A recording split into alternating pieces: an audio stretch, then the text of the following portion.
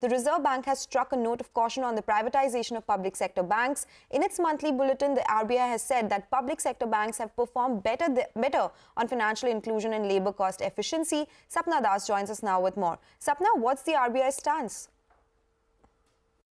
Well, in one of the articles published in the RBI's August Bulletin, it talks about an alternative perspective to public sector bank privatization, and it makes a very strong defense of the role of PSBs in the economy. First off, the article talks about the fact that how the private sector banks are always more focused on profit maximization, whereas the PSBs have a larger role at play. Social sector or other social sector obligations like financial inclusion, and that's what they have carried out beautifully. That's one. Second, also in terms of the monetary policy, the private sector banks have always found to be more pro-cyclical, whereas the PSBs have played a more counter-cyclical role, So that's an important point. That's an important highlight that comes through in this article.